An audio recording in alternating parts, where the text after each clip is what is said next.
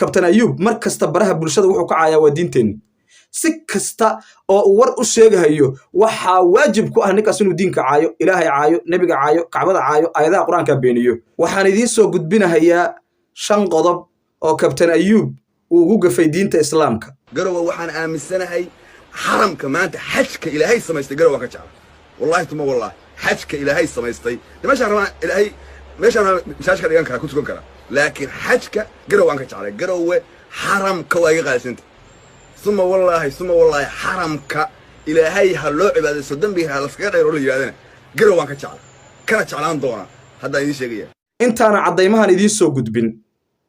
waxaan idinka codsanahay hayaa muuqaalka inaad share gareysaan oo lay gareysaan ilaahay wuxuu leeyahay wa min an-naasi man yaqulu amanna billahi wa bil yawmil aakhir wa ma hum bimu'minin dadka waxa kamida dad dhahaya ilaahay iimaanka qiyaamaha rumaynay mu'miniinna ma ahan kabtan ayuub waxa uu yiraahdaa muslimaan ahay ilaahay inuu caayimo muslim ku yahay nabigu inuu caayimo muslim ku yahay kacbada inuu caayimo muslim ku yahay abuurka ilaahay inuu caayimo muslim ku yahay qoraalka inuu nabi maxamed ku yiraahdo ana ka laan dheeraysan muslim ku yahay aayad quraan inuu beeniyo muslim ku yahay waxaas loo sheegi maayo shacabka Soomaaliyeed ninkaasi diinka islaamka uu ka dheeraaday waxa rabnaa in la xisaabtamo oo loo yaro loo qabto oo ilaahay diinkiisa dad u khidmeeyo la helaan u baahanaa wax waajibkiisa mariya iyo wax la xisaabtamo muusan arkin waxaan idin soo gudbinayaa 5 qodob oo kabtan ayuub uu ugu gafay diinta islaamka mar ilaahay buu caayay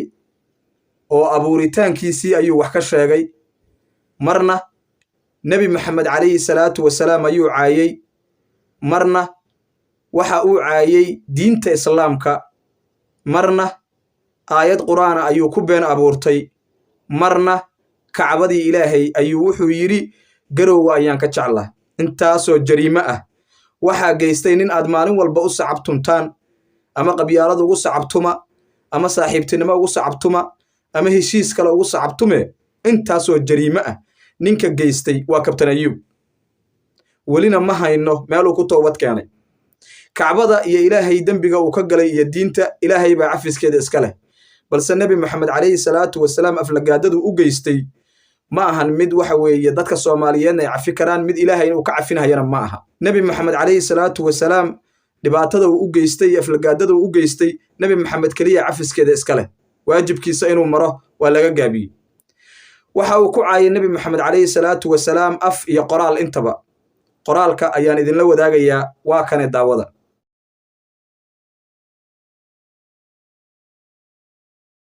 qoraalka waxa uu ku yiri nabi maxamed alayhi salaatu wasalaam quraysh oo nabi maxamed ka dhashay aniga ayaa ka laan dheeraysan muuqaalada aan idin soo gudbinayo waa itus oo itaabsi jariimooyinka ay geysteen ragga nabiga caayay oo diinta caayay kulligood cadeymahooda idin la wadaagahaya maahan waxaan ku been abuuranayo kabtan ayuub waa kana asagoo nabi maxamed caadi u caayahaya haddaan ma jeerteena oo salaan maxamed ahay maxamuud salaam ahay cumar maxamed abdullahi isxaaq ahay aadan cigallahi riicali aadan ahay oo reer nur qalay ahay naqalla ku dhalay meesha nabi maxamed ka dhaxbaanaysay iyo dad waa horintay waa kana mar kale asagoo ilaahay subxaanahu wa ta'ala abuurkiisa ku xadgudbahaya oo leh dadka waxa laga abuuraa mani iyo shahwo balse hebel waxa laga abuuray biyo baasto waxaan isweydiiyay ilaahay weynaayo ilaahay adduunka sameeyayo maxaad ka abuuray baashe iyo ninka la yiraahdo in cali hore ilaahay baan weydiiyay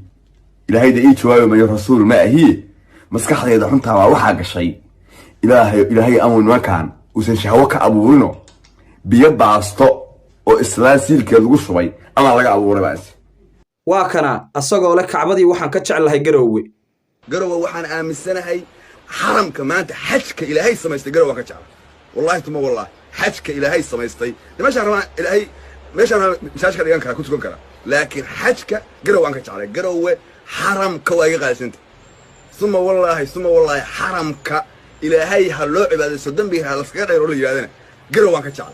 كانت شعلان دونا هذا يدي شيء dhammaan jariimooyinkaas aad soo daawateen waxa geystay kabtan ayuub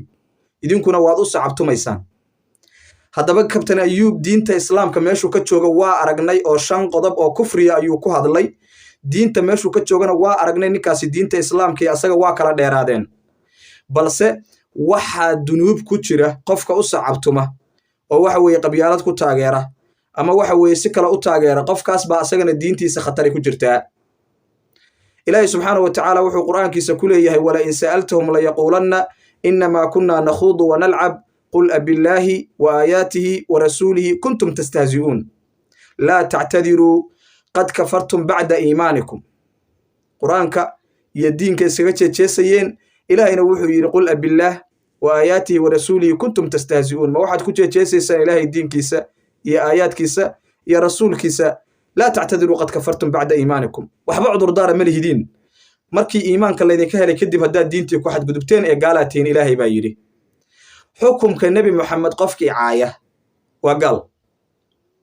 waxaana waajiba meesha lagu arko in lagu dilo diintaa dhigaysa nebi moxamed aflagaadadiisa iyo caydiisa waa soo badatay dadka shacabka soomaaliyeed waa ku soo badatay baraha bulshada waa ku soo badatay qof kasta oo xanaaqaaba inuu nebi moxamed caayo waa noo dadnimo xumo waa inaan tallaabo ka qaadnaa jariimooyinka uu geystay kabtan ayuub oo diinta islaamka uu ka geystay mid iyo laba ma aha waa 5 qodob oo aan sheegay marna uu ilaahay ku xadgudbay iyo abuurkiisa marna uu ku xadgudbay nebi moxamed caadi buu nebi moxamed horta uba caayaba waxa uu yidhi anaa ka laandheeraysan mar wuxuu ku xadgudbay kacbadii oo loo xajinayey oo islaamkii ay joogeen oo dunuubtana la kaga dhaqahayay buu yidhi waxaan ka jeclahay garoowe hadda waa kacbadii waa meeshii nebi moxamed waxyi lagula soo dejinayay masaajidkii nebi moxamed baa ku yaalla nebi moxamed iyo saxaabadiisaa ku duugan waxa uu dafiray oo uu diiday karaamada ay leedahay waxaa ka karaamo badan buu leeyahay garoowe oo ah makhluuqaad meel ay degan yihiin beydkii rabbulcizana waa beeniyey shakhsiga noocaasa waxaa lagu taageerayaa waa qabyaalad iyo qurun in lala xisaabtamay ahayd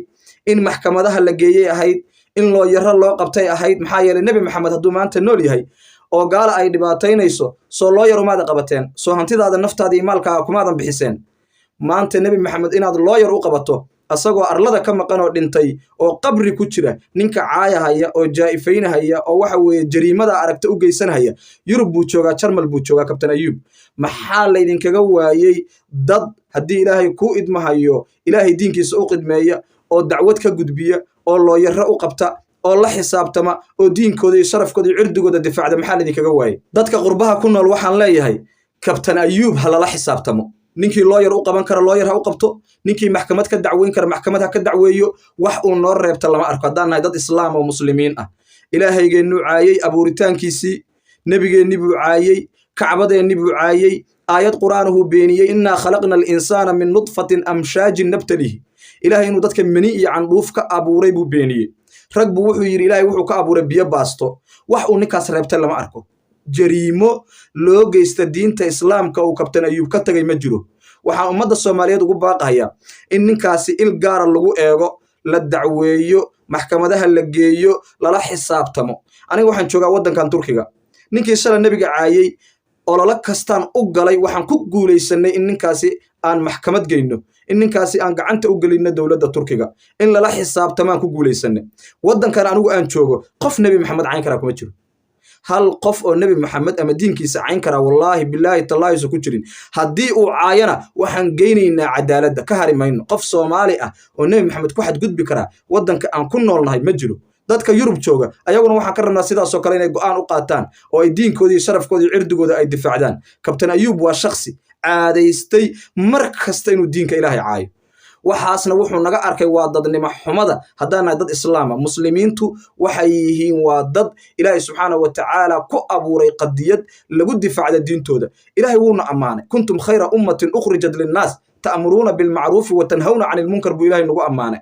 inaan nahay ummad kuwa ugu khayrka badan munkarkana iska reebno macruufkana aan isu sheegno ilaahay saasuu nagu ammaanay ilahay wuxuu yidhi wamaa aataakum arasuulu fakhuduuhu wamaa nahaakum ilaahay subxaanahu wa tacaala wuxuu leeyahay bashir ilmunaafiqiina bianna lahum cadaaban aliima ilaahay subxaanahu wa tacaala waxa uu leeyahay waidaa laquu aladiina aamanuu qaaluu aamanna وإذا خلوا إلى شياطينهم قالوا إنا معكم إنما نحن مستهزئون إلهي سبحانه وتعالى وحا إليه إن المنافقين في الدرك الأسفل من النار إلهي سبحانه وتعالى وحا إليه إن المنافقين يخادعون الله وهو قادعهم وإذا قاموا إلى الصلاة قاموا كصالا إلهي سبحانه وتعالى آيات بدن بو كشيغي ددك منافقين تأه ودينك إلهي كحد قد بهيه ومركي إلا جوغان ددك كلا دهاي مسلمين أنه marka kalena ay leeyihiin diinka ilaahay waa ka soo horjeednaa ilaahay wuu noo cadeeyay waa munaafiqiinna gaaladay ka tirsan yihiin qof diinka nebi maxamed caayey ilaahay nebigiisi caayey ilaahay caayey diinkii u gafay ma ilaaweyno kilibyadiisa waan xafidaynaa maalin maalmaha ka midaan la xisaabtamaynaa sida aan u xifdiyey muuqaalada kabtan ayuub una soo bandhigay maalin maalmaha ka midana aan doonayo in lala xisaabtamo waa mahadsantihiin waa walaalkiin abwaan xarrago idin leh assalaamu calaykum waraxmatullaahi wabarakaatuh